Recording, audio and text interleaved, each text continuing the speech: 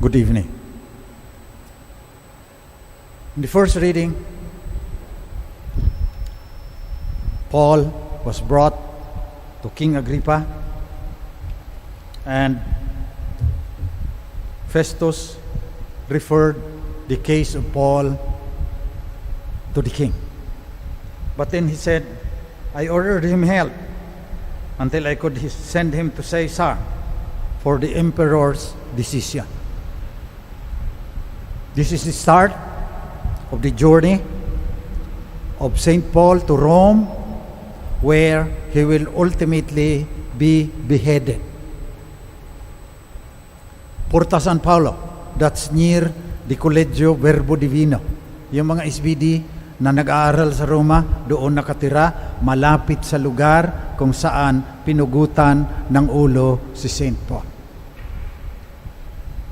In the Gospel,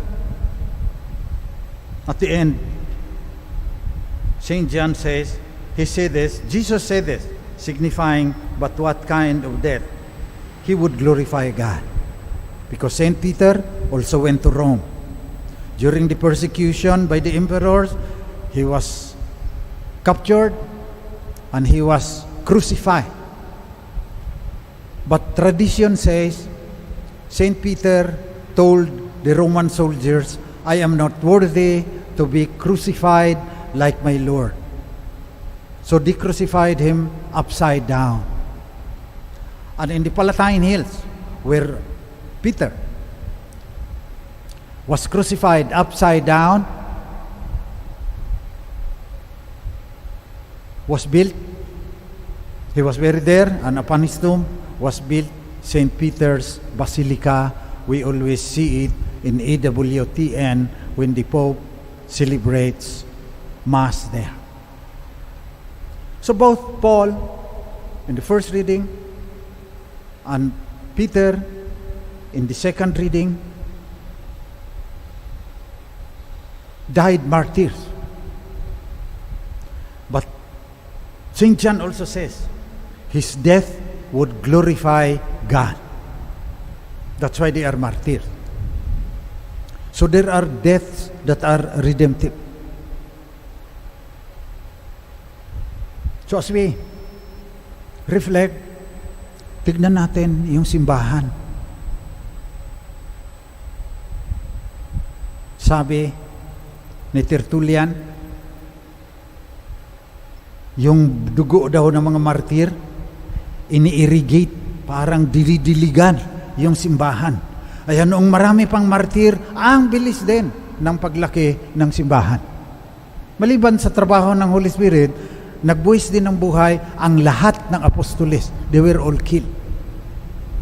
So, today, let us also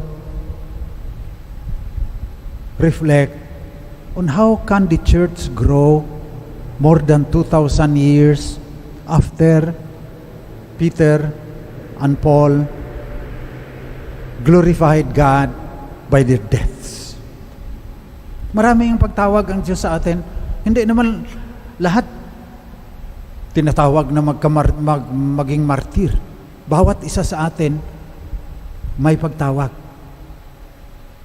Pero bawat isa sa atin din dapat sundin yung sabi ng Panginoon, feed my sheep. That's how the church will grow. Nurturing the sheep, tending the sheep, feeding the sheep. So sa ngayon, pag-usapan na lang natin ang Shrine of Jesus the Divine Word kasi narito tayo. May feeding program. Simula pa noong nag-lockdown, alam ng mga priest team na may mga taong magugutom, yung mga PWD, yung mga undernourished children, may community pantry kaagad ang Shrine of Jesus the Divine Word at saka iba pang mga simbahan. So yung community pantry, matagal na yan. Naging sikat lang dahil pinasikat ni Patricia noon na maganda rin naman, na sumikat.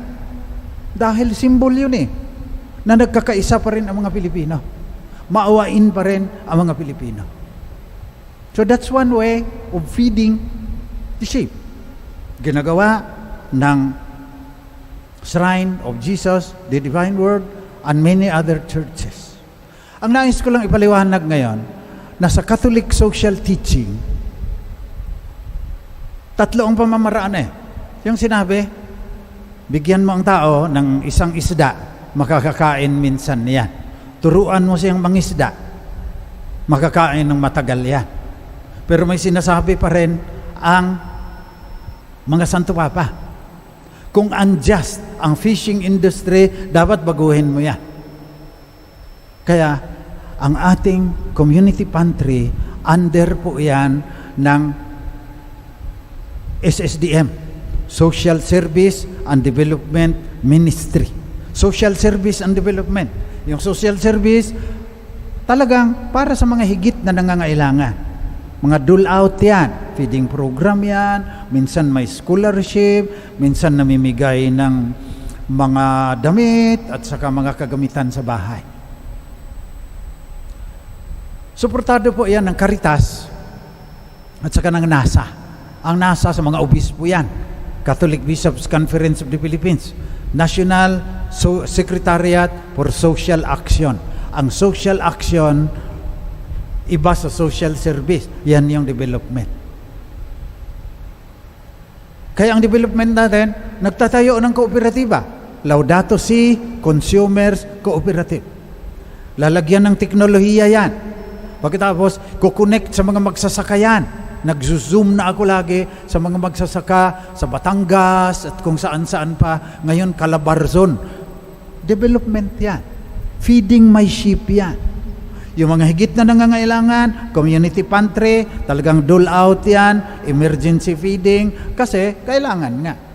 Pero yung long-term plan na may significant impact, na sustainable at saka inclusive, lalo na may preferential option for the poor, ayan yung pagsunod natin sa sinasabi sa Ebanghelyo ngayon, feed my sheep.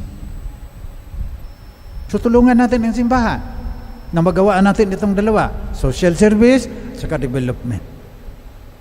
Kasi minsan aabusuhin din Kita niyo yung kay Angel Locsin. Napakabait niya ni ang Angel Locsin, tumutulong sa SBD yan. Pero ang gusto kong sabihin, dinagsaan ng mga tao. Yung iba doon, di na naman nangangailangan May mga tao din na isip ayuda na. So dapat maiwasan yan. Kaya ang sa atin, hinahatid natin doon sa mga nangangailangan, sa ating shrine territory lang, dahil kilala natin kung sino ang mga maralita dyan. Pero yung Laudato Si, bilang pagsunod sa feed my sheep in the gospel today, buong diocese yan. May permission kay Bishop Honesto Ongtioco yan. Sinusuportahan ni Father Ronnie Santos yan sa Christ the King Parish, sa Project 7. Siya ang diocesan coordinator ng social service and development ministry ng Diocese of Cubao.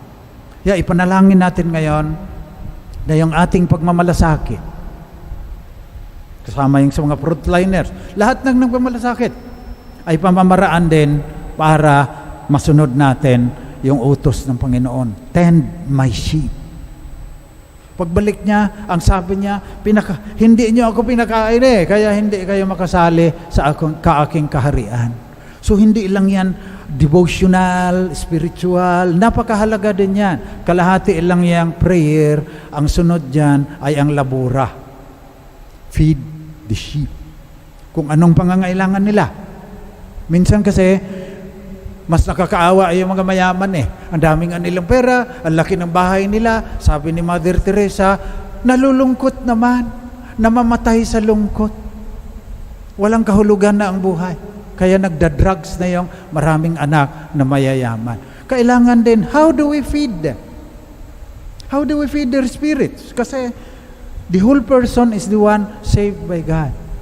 Sa misa pong ito, panalangin natin na lahat ng ating pagpapakasakit, kagaya ng kamatayan ni San Pedro at saka ni San Pablo, na nagpalago sa simbahan, yung simbahan ngayon, 2,000 taon pagkatapos ng kanilang martyrdom, sana lalago din sa pamamagitan ng ating sariling martyrdom.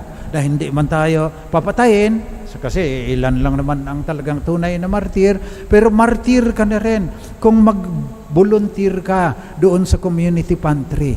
Martir ka na rin kung tutulungan mo yung mga persons with disabilities at saka mga special children. Napakarami pong pamamaraan para masunod po natin itong sinabi sa Ebanghelyo ngayon, feed my sheep.